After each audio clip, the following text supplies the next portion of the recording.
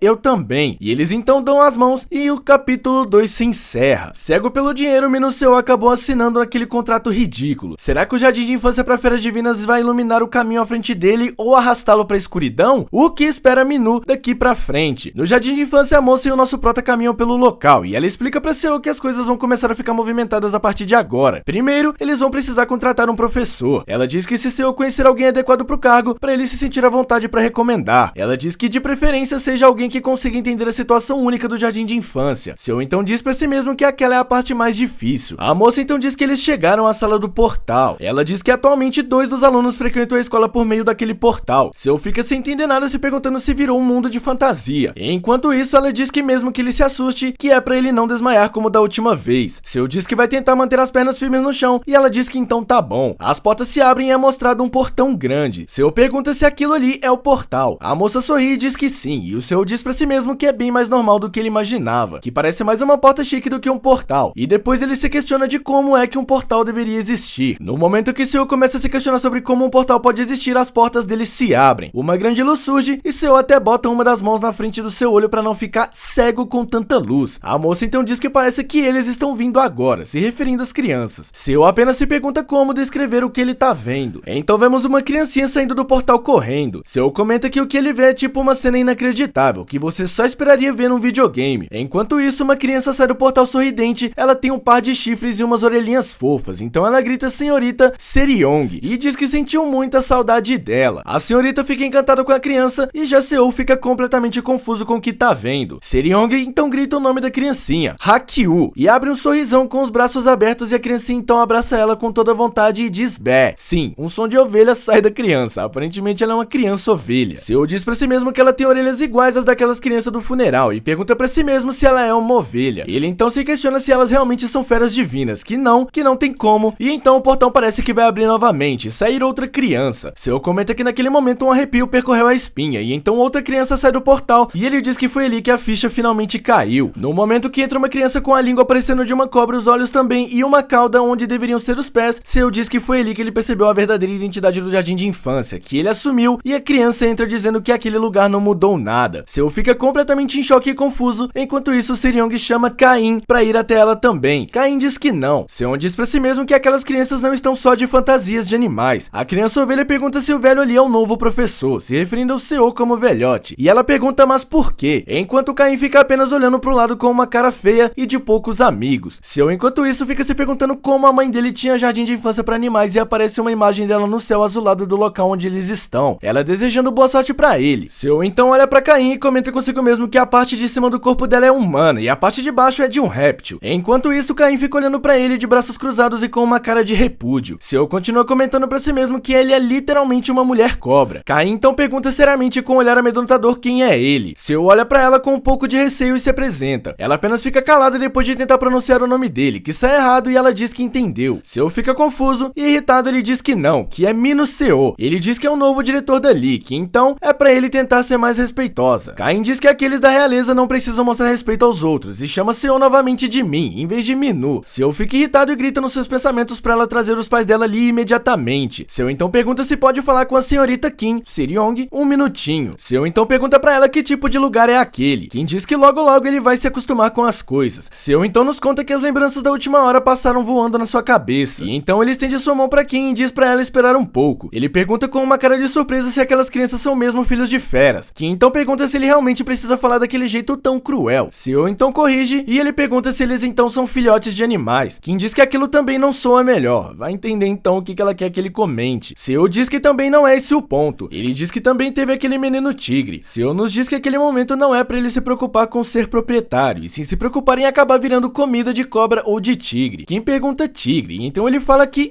aparentemente o tigrezinho é bem dócil. Seo então diz que ela deveria ter contado essas coisas pra ele antes dele assinar o contrato, e Kim diz que comentou, e Seo fica confuso. Kim explica que ele não disse que não podia recusar a vontade da mãe dele. Ela dá um sorrisinho e pergunta se ele se lembra do que falou. Seo fica calado e Kim então fica surpresa com a hora. Ela então pergunta se Seo pode ir buscar as outras crianças. Ela se vira pra sair, mas avisa que o endereço já está no sistema de navegação, e então ela avisa que precisa cuidar do jardim, que então ela já vai indo. Seo então fica no jardim de fora com uma cara de bunda e no fim ele diz pra si mesmo que cavou sua própria cova. Dentro do jardim, Hakui corre em direção a Kim. A criança pergunta se aquele homem é mesmo o novo diretor, se referindo a Seo, pois pras crianças ela já tem capitã, se referindo à falecida diretora mãe de Seo. Kim sorri e se inclina pra Hakui e diz que a capitã precisou sair por um tempo, que então Seo veio pra ajudar eles. Caim diz que não gosta de Seo, errando de novo seu nome pronunciando falando Min em vez de Minu. Kim pergunta se as crianças não estão esquecendo de algo. Ela então pergunta o que eles combinaram de fazer assim que chegassem na escola. E Hakui se lembra que eles têm que lavar as mãos. Caim e Hakui então vão lavar as mãos e Hakui fala pra eles verem quem chega primeiro. Caim diz que a realeza não corre. Kim fica apenas olhando e então se vira pra voltar aos seus afazeres e diz que é a hora dela começar a trabalhar, então entra em sua sala. Ela nos conta que no Jardim de Infância para Feras Divinas tem uma coisa que sempre precisa ser feita antes de cada novo semestre. Ela então caminha dentro de um local totalmente diferente, parece um santuário ou algo assim, com uma espécie de olho vermelho brilhante no topo. Ali é chamado de a Árvore Sagrada do Mundo, Yggdrasil. Em seguida vemos um monte de abelhas se direcionando e Kim nos diz para proteger a última Yggdrasil sobrevivente. Eles precisam lidar com intrusos que tentam roubar a sua magia, e então vemos as abelhas tentando quebrar a parede do local. Kim nos conta que eles fazem o possível para afastá-los com uma magia de supressão de percepção, mas monstros perdidos ainda conseguem passar pelas brechas de vez em quando, como é nos mostrado as abelhas saindo de um portal pelas brechas e tentando invadir o local. Kim também diz que parece que o portal dos monstros aumentou de tamanho, e então ela tira seus óculos e em seguida é revelada sua verdadeira face. Ela parece uma elfa muito poderosa. Kim diz que vai acabar logo com aquelas pragas e recuperar o pergaminho. As abelhas então voam com seu ferrão na direção dela e Kim diz que pelo menos nenhum daqueles bichos tem energia espiritual. Ela então invoca do chão um monte de raízes, causando um leve tremor, e joga as raízes gigantes na direção dos bichos. Kim comenta que são muitos, e então ela usa de novo sua magia, fazendo com que mais raízes gigantes saiam do chão e acertem as abelhas voadoras. Mesmo após usar seus poderes, Kim percebe que as abelhas ainda estão vivas mesmo depois do ataque forte que ela disparou. Ela diz que precisa terminar rápido antes que as outras crianças cheguem. Então ela se pergunta se as abelhas estão mais fortes do que da última vez, e assim ela diz que vai ter que liberar um ataque ainda mais forte. E assim dispara com um arco feito de raízes, uma habilidade chamada Sylph, e acerta em cheio as abelhas e perfura cada uma delas. Kim diz que não, que eles não ficaram mais fortes, e sim o poder do espírito que tá enfraquecendo, o que significa que a condição da árvore do mundo tá ficando ainda pior. Ela continua atacando as abelhas e diz que se os lords do reino espiritual descobrissem sobre o Yggdrasil, o jardim de infância nunca mais seria seguro. Enquanto isso, uma abelha quase atinge o seu rosto, porém ela consegue disparar uma magia direta na abelha. Kim salta tão alto e as abelhas partem na direção dela, então ela posiciona seu arco novamente. Enquanto isso, Kim diz que foi por isso que ela nunca pôde deixar o jardim. Kim diz que vão conseguir restaurar o poder de Yggdrasil e manda cada último inimigo do reino espiritual de volta aos braços da natureza, e assim, vamos, se referindo a ela e as pessoas que irão ajudar, vão acabar com todos eles. Kim então dispara seu golpe fatal e todas as abelhas caem ao redor dela. Após terminar o serviço de limpeza, o bolso de Kim brilha. Um orbe estranho flutuante aparece, uma voz de lá sai e pergunta se Seryong Kim tá ocupada. Ela diz que tá tudo bem e pergunta no que pode ajudar. A voz diz que não é nada demais, que só queria saber se o diretor Seon ainda não tá pronto. Seryong diz que nem faz um dia ainda. A voz diz que sabe, mas que há 100 anos atrás, quando a arena foi aberta, ela ouviu dizer que não demorou muito pra chegar até o primeiro andar. Seryong se arrepia e comenta pra si mesma lá vem de novo. A voz no orbe diz que o comitê ainda não confia em Seo como diretor. Kim diz pra dar um tempo que ele foi uma escolha pessoal da diretora Lin. A voz diz típicos humanos que eles são todos iguais. Kim fala que esse pensamento é discriminatório. A voz fala que de qualquer forma, se acontecer algo estranho, é pra Kim avisar na hora, e pede pra ela continuar o bom trabalho. Kim diz pra si mesma que até entende, se pergunta se Seo vai conseguir ativar a arena, mas o mais importante, será que ele vai conseguir dar conta de tudo aquilo, se referindo a Yggdrasil, monstros e etc. No mundo normal vemos Seo correndo e enquanto isso alguém tá cantando uma música. Em seguida vemos várias crianças feras andando, e então é mostrado pra nós as famílias e as crianças feras passeando com seus pais, e assim o capítulo 3 se encerra. Em Seo vemos um carro escolar e Seo está dirigindo ele. Seo comenta que tudo ainda é tão inacreditável e ele então se pergunta como vai conseguir processar tudo aquilo, o que levou sua mãe pra deixar tudo aquilo com ele, como é que ele foi parar num jardim de infância daquele jeito, e aí uma mensagem da cabeça dele é mostrada, como se fosse um anúncio de trabalho. Seo então se lembra que só foi lá porque não tinha outro lugar pra ir. Seo então entende que não é como se ele pudesse cancelar o contrato também. Ele diz que se sente meio que enganado. O sinal fica verde e Seo segue o caminho. Ele diz que deve tentar ser positivo, e ele até comenta que no mercado de trabalho hoje em dia conseguir um emprego decente é algo pra agradecer. Seo diz que não só vai ganhar um bom salário, como também não vai se preocupar com o aluguel. Ele diz que isso é pura sorte, mas então por que tem lágrimas saindo de seus olhos? Nosso prota diz que pensando bem, aquela janelinha do sistema disse que ele tinha adquirido uma habilidade. Então ele se pergunta se vai aparecer alguma coisa só porque ele fala igual num jogo. Seo então diz habilidade, então surpreendendo o total de 0 pessoas, uma caixa de notificação aparece bem na sua frente. Seo então para o carro bruscamente e briga consigo mesmo se perguntando o que ele tá fazendo, se ele não sabe dirigir. Seo então diz que nem fazia ideia de que ia aparecer bem na sua frente. Ele então diz que acha que não foi coisa da sua cabeça. A caixa de mensagem do sistema então aparece dizendo que Link, abre parênteses, Rank SS, a habilidade única que permite ao usuário copiar as habilidades dos funcionários e alunos do Jardim de Infância das Feras Divinas. Essa habilidade só pode ser ativada quando certas condições são cumpridas. Seo comenta que não viu uma ilusão, que além disso, aquilo é uma habilidade real. Seo lê tudo, com ênfase na parte de copiar as habilidades dos alunos e funcionários. Nosso prota então se pergunta se o Jardim de Infância é seguro, mas que de qualquer forma ele vai começar a juntar dinheiro até poder comprar um prédio em Gangnam. Voltando ao jardim, uma criança grita com Seo, dizendo que ele tá 11 minutos atrasado. Seo então pede desculpas e pede desculpas aos pais também, dizendo que espera que eles não tenham esperado muito. Algumas pessoas ao redor reparam nas crianças, chamando elas de crianças fofas. Um deles se pergunta se deveria colocar o filho deles no Jardim de Infância também. Seo então pensa em responder só animais são permitidos na nossa escola. Uma senhora diz que teve que resolver umas coisas durante o funeral, então ela pede desculpas por estar cumprimentando ele só agora. Ela então se apresenta como a mãe do Han e mostra quem ele é. Atrás dele ela também apresenta o